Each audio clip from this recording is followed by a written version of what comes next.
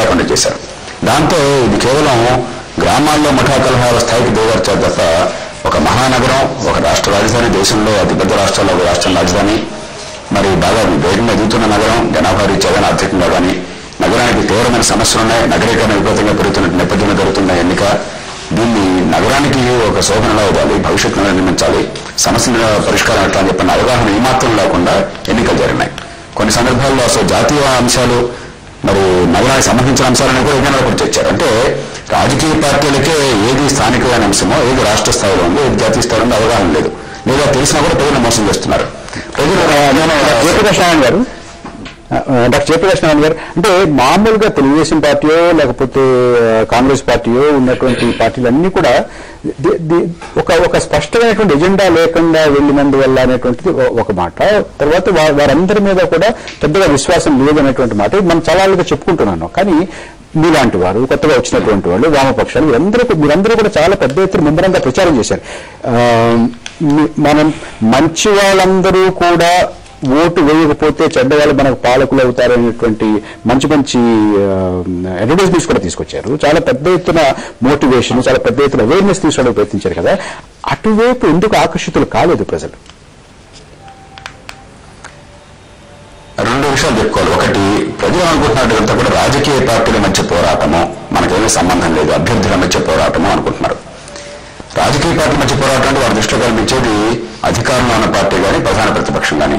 వాళ్ళిద్దరూ అంటే ఒకవేళ కోపం ఉన్నా కూడా వాళ్ళని ఓడించే శక్తి వీళ్ళకి లేదు అనుకుంటారు. అంటే మనం ఓటేస్తే ఒకళ్ళు నెగ్గుతారు, ఒకళ్ళు ఓడతారని మర్చిపోయి ఇదే వాళ్ళిద్దరి మధ్య పోరాటం, మనం ఏం చేయలేము, వాళ్ళిద్దరూ ఒకటే కాబట్టి దూరంగా వెళ్దామని చెప్పిన భావన ఒకటి. రెండోది, సాంప్రదాయ రాజకీయాన్ని, వ్యాపార రాజకీయాన్ని వ్యతిరేకించి నిజాయితీగా వేదికలు ఇచ్చినా కూడా జనం రావటం లేదు అని చెప్పంటే ఖచ్చితంగా దానికి బాధ్యత సమాజం కూడా తీసుకోవాలి. ఎందుకంటే మనకున్న శక్తి మేరకు మనం చేయగలం, సమాజం నుంచే రాజకీయాన్ని ఉత్పత్తి చేయగలం, కానీ ఈ సమాజం బయట నుంచి రాదు. ఇప్పుడు ఎంతో మంది ఈ వ్యాపార పార్టీల్లో కూడా నిజాయితీ పనులు రాత్రి మూడు ఓడమని చేసి కష్టపడుతున్న వాళ్ళు ఉన్నారు. అలాగే కొత్తగా వచ్చిన పార్టీల్లో చాలా మంది ఏ దేశం మారుతున్నామని ఆశతో వాళ్ళ కుటుంబాలని, వాళ్ళ వ్యాపారాన్ని, మరి వాళ్ళ ఆదాయాన్ని పక్కన పెట్టి దేశం కోసం పనిచేద్దామని చెప్పి నిరంతరం చిత్తశుద్ధితో పనిచేస్తున్నప్పుడు మరింతమంది కలిసి విశ్వాసాన్ని కలుగజేయాలి.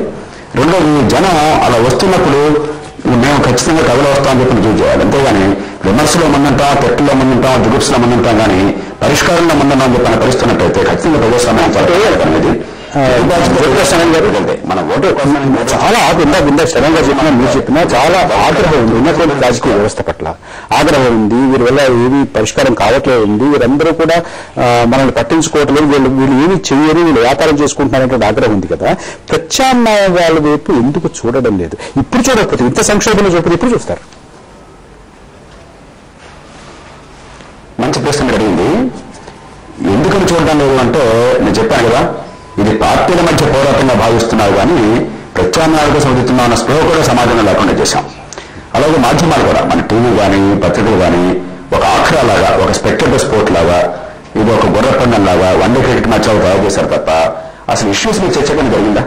నిజంగా నిజాయితీగా నగరంలో మౌలికమైన ఇష్యూస్ ఏమిటి, మనకున్న బడ్జెట్ ఏమిటి, ఈ బడ్జెట్ నుంచి మనం ఈ పరిష్కారాలు ఎలా సాధించాలి, ఎందుకని ఇప్పటిదాకా మనం విఫలమైనాము, అధికారాన్ని జన చేతిలో పెట్టే మార్గాలు ఏమిటున్నాయి, దీని మీద చర్చ కొరబడింది.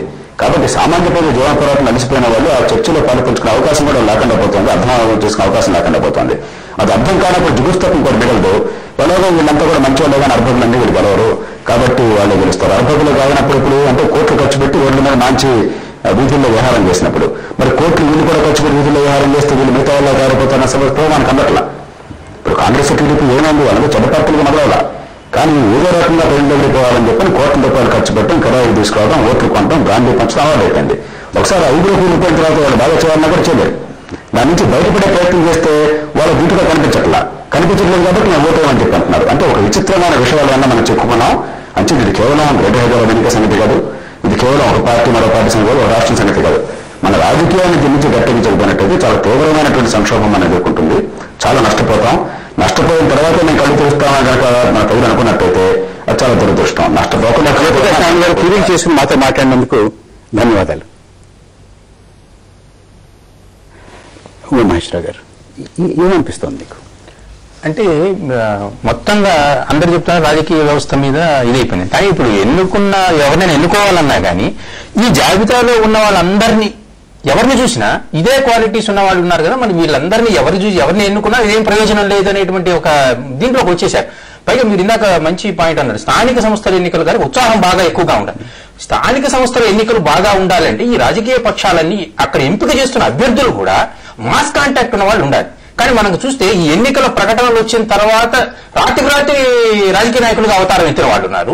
అంటే గత కొన్ని సంవత్సరాలుగా అసలు మాస్ కాంటాక్ట్ ఏమి లేని వాళ్ళు, నిన్న వరకు రియల్ ఎస్టేట్ వ్యాపారులుగా ఉన్న వాళ్ళు, నిన్న వరకు కాంట్రాక్టులు చేసుకుంటున్న వాళ్ళు, సారా వ్యాపారం చేసుకుంటున్న వాళ్ళు, ఇట్లాంటి వాళ్ళందరూ తెర మీదకి వచ్చేసారు. ప్రజా సంబంధాలు సజీవంగా లేవు, సంబంధాలు అసలు లేవు. ఇప్పుడు మీరు పొద్దున్నే చాలా మందిని అడిగాం, మీ అభ్యర్థులు ఎవరంటే ఆ లిస్ట్ ఎక్కడైనా ఉందా అని అడుగుతున్నారు. లిస్ట్ ఎక్కడైనా ఉందని ఇప్పుడు అడుగుతున్నారు. అంటే ఇక వాళ్ళ చరిత్ర ఏమి తెలుస్తారు? మీరు అందరూ అంటారు చరిత్ర వాళ్ళ ఇది తెలుసుకోవాలి అభ్యర్థులు.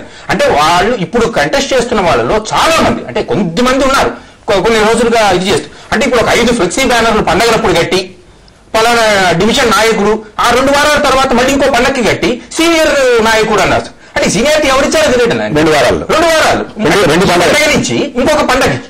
అందుకని ఆ మధ్య కూకట్పల్లిలో ఒక ఫ్లెక్సీ బ్యానర్ మీద ఒక బిచ్చగాడి బొమ్మ వేసి, మీరందరూ నాకు ఇంతకాలంగా ఈ కూకట్పల్లి ప్రాంతంలో నాకు తిండి పెడుతున్నందుకు మీ అందరికీ కృతజ్ఞతలు, ఇట్లు దీపావళి శుభాకాంక్షలు అని పెట్టించారు. అంటే ఆ ఫ్లెక్సీ బ్యానర్ల ద్వారా రాజకీయ నాయకులు ఎదుగుతూ ఫ్లెక్సీ బ్యానర్లు మాత్రమే రాజకీయాలను సృష్టిస్తాయనేటువంటి ఒక దౌర్భాగ్యమైన పరిస్థితి కారణంగా ఇవాళ ప్రజలకు నమ్మకం పోతుంది. ఎవరు మాస్ కాంటాక్ట్ లీడర్లు ఎవరు లేరు అక్కడ. అందువల్ల ఏం చేస్తారు, ఆ లిస్టు చూస్తే ఆ లిస్ట్ లో ఎవరు చూసినా కానీ అన్ని మామూలు ఖాతాలే ఉన్నాయి. ఇవాళ ఓటేస్తే ఇంకా మళ్ళీ ఎప్పుడు కనపడతాడో తెలియదు. తర్వాత ఈ కౌన్సిల్లో చర్చలు కూడా ఈ ప్రజా సమస్యల మీద చర్చ జరగడం లేదు. అలా రోడ్డు కాంట్రాక్ట్ మీద, ఫ్లైఓవర్ మీద, వీటి మీద, అంటే మనకి అసెంబ్లీకి నకలుగా మారిపోతాయి ఈ చర్చలు. మనకు జిల్లాలలో జరుగుతున్నటువంటి మున్సిపల్ కార్పొరేషన్ జరుగుతున్న చర్చా కార్యక్రమాలు కూడా అలాగే ఉన్నాయి. షబ్బీర్ అలీ గారు, 2-3 విషయాలు. ఒకటి, మీ అందరి మీద, రాజకీయ పార్టీలు ఎవ్వరి మీద కూడా విశ్వాసం లేదు. ఒకటి, మొత్తం రాజకీయ వ్యవస్థ మీద ఆగ్రహం ఉంది, కోపం ఉంది అనేటువంటి జయప్రకాష్ నారాయణ గారు చెప్పినా, మన శ్రవణ్ గారు చెప్పినా, ఉమామహేశ్వర గారు చెప్పినా, ఎంతో లక్ష్మీ గారు కూడా ఒప్పుకున్నారు. మీకు కూడా అదే ఆలోచనలో ఉంది. నేను ఏకీభవించను. 5 months బ్యాక్ జరిగిన ఎలక్షన్ లో రికార్డు స్థాయిలో రాష్ట్రంలో పోలింగ్ జరిగింది. 80% అబోవ్ పోలింగ్, 85% పోలింగ్ వరకు ఒక్కొక్క జరిగింది. ఓవరాల్ కూడా 78-80% వరకు పోయింది. అంతే 80% గా పోలింగ్ పోవడం, ఈ 5 మాసాలనే ఈ వ్యవస్థ చెడిపోయింది, ఈ రాజకీయ నాయకుల మీద పోయింది మాకు అంటే అది కరెక్ట్ కాదు. ఎప్పుడైనా ఈ రోజు కూడా మీరు చెప్పిన లేవెత్తిన ఇష్యూలు ఏంది, నాకు మోరీ సరిగా లేదు, నీళ్లు రావడం లేదు, నాకు దోమలు ఉన్నాయి, ఇక చెప్పేవాడు అందరూ ఓట్లేస్తున్నారు. ఎవరికి సమస్య లేదో, నీళ్ల సమస్య, లైట్ సమస్య, రోడ్ సమస్య లేని వాళ్ళు ఓటుకు రావడం. ఇందాక శరణ్ గారు చెప్పారు, ఒక కిరాణా కొట్లో మంచినీళ్ళ సీసా కొనుక్కోవడానికి వెళ్ళినప్పుడు ఆ కిరాణా కొట్లో మామూలు సామాన్యుడు నాకేం సంబంధం, ఈ రోజు కూడా మీ సలం బస్తీసులోనే కదా ఈ ఉన్న బీద వాళ్ళు ఉన్న చోట కానీ, మధ్య తరగతుల్లో ఉన్న వాళ్ళ చోట కానీ మీరు పోలింగ్ పర్సెంటేజ్ ఉండి అబౌవ్ 50% ఉంటుంది. సిటీలో ఏమైతే సామాన్యంగా ఒక పాయింట్ లక్ష్మణ్ గారు చెప్పిన దానికి, ఈ 3 దినాలు వరుసగా తాతరు ఉన్నప్పుడు, అదే 3 దినాలు వచ్చిన భార్య పిల్లలతో నేను కొంచెం ఊరికెళ్ళి వస్తాను, ఎందుకంటే హైదరాబాద్ లో ఉండే. ఒక్కసారి మీ మాట కట్టడం రావాలి. జిహెచ్ఎంసీ ఎన్నికల ప్రత్యేక అధికారి కృష్ణబాబు గారు మనతో మాట్లాడడానికి అందుబాటులో వచ్చారు. కృష్ణబాబు గారు నమస్కారం అండి. నమస్కారం అండి. కృష్ణబాబు గారు, చాలా తక్కువ శాతం పోలైంది, అంటే వ్యవస్థలో లోపం ఉందా? ఓటర్లు వచ్చి ఇక్కడ ఇందాక చర్చలోనూ చాలా సార్లు టెలివిజన్ లో అక్కడక్కడ బూత్ల దగ్గర నుంచి మాకు నివేదికలు వార్తలు అందినప్పుడు మేము ఇక్కడికి వచ్చాం, ఇక్కడ లేదన్నారు, అక్కడికి వెళ్తే అక్కడ లేదన్నారు, ఇక్కడికి వెళ్తే ఇక్కడ లేదన్నారు, చాలా మంది తిరిగి వెళ్లిపోయి విసిగిపోతున్నారు. అందుచేత ఓటింగ్ శాతం తగ్గిందా? ఏమిటి కారణం ఇంత బాగా తక్కువ పోలడానికి? అంటే ఇప్పుడు అంత తక్కువ పోలైందని కూడా మనం ఇప్పుడు ఇమీడియట్ గా చెప్పలేమండి. ఎందుకంటే లాస్ట్ ఫ్యూ ఎలక్షన్స్ ఎంసీహెచ్ గా ఉన్నప్పుడు మనం ఎలక్షన్స్ తో ట్రెండ్ తో కంపేర్ చేస్తే కనుక లాస్ట్ ఎంసీహెచ్ ఎలక్షన్ 2002 లో జరిగినప్పుడు కూడా 43.75% పోలైంది. సో ఈసారి దానికన్నా కొంచెం బెటర్ రిజల్ట్ ఉంటుందనేది మా అసెస్మెంట్. మొత్తం డేటా అంతా వచ్చే ఉంటుంది ఇప్పటికి. ఏమన్నా అంటే ప్రాంతాల వారీగా కొంచెం మధ్యతరగతి, ఎగువ మధ్యతరగతి, కాస్త సంపన్నులు ఉన్నటువంటి చోట ఏమైనా కాస్త ఎక్కువగా, తక్కువగా, లేకపోతే పేద వర్గాల ఉన్న చోట కాస్త తక్కువగా, ఎక్కువగా, ఇట్లా ఏమైనా ఉందా? ఎక్కువ తక్కువలు సమాజంలో వారి యొక్క స్థాయి, వారి యొక్క శ్రేణి, దాన్ని బట్టి ఏమైనా ఉందా? అంటే అంతటి డీటెయిల్ గా మనం అనలైజ్ చేయడానికి అంటే ఇప్పుడున్న సమాచారం మనకి సరిపోదు. ఏమైనప్పుడు కూడా సర్కిల్ వైజ్ మనం చూస్తే కనుక ఆల్మోస్ట్ 3 o'clock కి మనకి ఆల్మోస్ట్ 32 నుంచి 42% వరకు డిఫరెంట్ సర్కిల్స్ లో డిఫరెన్స్ గా ఉంది. ఇది కోర్ సిటీలోనూ కొంత బానే రిజల్ట్ బానే ఉంది. అలాగే పెరిఫరల్ అంటే మున్సిపాలిటీస్ లో చూస్తే కనుక ఇంతకు ముందు మున్సిపాలిటీస్ మనకి జిహెచ్ఎంసీలోకి వచ్చినాయి. ఉప్పల్లో లోయెస్ట్ 32% ఉంది, ఉప్పల్ అండ్ ఆల్వాల్. ఈ రెండిట్లో 31-32% ఉన్నాయి. అలాగే హైయెస్ట్ పర్సెంటేజ్ చూస్తే కనుక కోర్ సిటీలో సర్కిల్ 7 లో ఉంది. సో ఓవరాల్ గా 32 నుంచి 42% వరకు. బట్ లాస్ట్ 2 hours మనం యాడ్ చేయాలి. ప్లస్ 3 o'clock మనకు వచ్చే రిపోర్ట్ కూడా పూర్తి స్థాయి రిపోర్ట్ రాదు. మనం ప్రతి పోలింగ్ స్టేషన్ ది రాదు, జోనల్ ఆఫీసర్ వైజ్ యావరేజ్ చేసి మనకు చెప్తారు. కాబట్టి ఆల్మోస్ట్ 46% వరకు మనకి టర్న్అవుట్ ఉంటుందనేది మన assessment. So almost last time elections తో కంపేర్ చేస్తే కనుక ఇది reasonable figure. But assembly and parliament లో మనం చూసాము ఆల్మోస్ట్ 56 నుంచి 58% మనకి ఓటింగ్ టర్న్అవుట్ వచ్చింది. Maybe depends on the issues ఉన్న దాన్ని బట్టి ఓటర్ టర్న్అవుట్ ఉండటం అనేది మనం చూస్తూ ఉంటాము. సో ఈ లోకల్ బాడీ ఎలక్షన్స్ లో కొంత ఓటర్స్ టర్న్అవుట్ కొంచెం తక్కువగానే ఉంటుంది. ఇంకొక మాట వస్తుందంటే అధికార యంత్రాంగం ఓటర్లు, ఓటర్ లిస్టు, బూతులు, జాబితాలు ఇందులో కొంత అస్పష్టత ఉన్నందువల్ల మొన్న అసెంబ్లీలో ఓటు వేసినటువంటి వాళ్ళు అదే కార్డు పట్టుకెళ్తే నీకు ఓటు లేదు, ఇది డిలీట్ అయిపోయిందని చెప్పినందువల్ల అది కూడా కొంత కారణం కాకపోవచ్చా? అంటే ఒకటి మనం అర్థం చేసుకోవాలండి. అంటే ఇందులో ఏంటంటే టోటల్ గా ప్రీవియస్ ఎలక్షన్స్ తో కంపేర్ చేసుకుంటే కనుక మనకు బెటర్ కమ్యూనికేషన్ సిస్టమ్స్ ఉన్నాయి. అలాగే బెటర్ ఫెసిలిటీస్ మనం అరేంజ్ చేశాము, బెటర్ అవేర్నెస్ మనం క్రియేట్ చేశాము. ఎలక్ట్రానిక్ మీడియా అండ్ ఎన్జిఓస్, స్వచ్ఛంద సంస్థలు కూడా చాలా యాక్టివ్ గా పార్టిసిపేట్ చేసినాయి. వాళ్ళ ఓటు ఎక్కడ ఉంది అని తెలుసుకోవడానికి ఒక సింపుల్ SMS ఇచ్చి తీసుకునే అవకాశం కలుగజేశాము. అలాగే వెబ్సైట్ లో మనం తీసుకునే అవకాశం కలుగజేశాము. అలాగే పొలిటికల్ పార్టీస్ కూడా, కంటెస్టింగ్ క్యాండిడేట్స్ కూడా మనం స్లిప్స్ ఇళ్లకు పంపించే సాంప్రదాయం మనకు ఉంది. సో ఇవన్నీ కూడా ఆల్మోస్ట్ మనం అన్ని స్థాయిల్లోనూ అన్ని రకాలుగాను మనం యూజ్ చేశాం. బట్ ఓన్లీ ఇప్పుడు ఎక్కడా కూడా నేను ఆల్మోస్ట్ 50% ఆఫ్ ద సిటీ నేను తిరిగాను. చాలా పోలింగ్ స్టేషన్స్ కి నేను వెళ్ళాను, ఓటర్స్ తోనూ మా స్టాఫ్ తోనూ ఇంటరాక్ట్ అయ్యాము. ఎక్కడా కూడా మీరు చెప్తున్నట్టు మాకేదో కన్ఫ్యూజన్ అయ్యి మేము వెనక్కి వెళ్ళిపోతున్నాం అనేది ఎక్కడా వెళ్ళట్లేదు. సో వాళ్ళు కొంత ఒక పోలింగ్ స్టేషన్ నేచురల్ గా ఏంటి వార్డ్ బౌండరీస్ ఎప్పుడైతే డివైడ్ అవుతాయో వార్డ్ బౌండరీ ఎప్పుడు కూడా నేచురల్ ఫీచర్స్ ని బట్టి ఉంటుంది. అంటే ఒక రోడ్డు కానివ్వండి, ఒక నాలా కానివ్వండి, ఒక రైల్వే లైన్ కానివ్వండి, ఈ బేసిస్ మీద ఉంటుంది. బట్ వేరాస్ పోలింగ్ స్టేషన్ అసెంబ్లీలో మనం చేసేది ఒక పర్టికులర్ ఫిజికల్ ఏరియాని బట్టి లేకపోతే కనుక ఒక నెంబర్ ని బట్టి మనం డివైడ్ చేస్తూ ఉంటాము. సో దీనివల్ల 1% ఆఫ్ ద పోలింగ్ స్టేషన్స్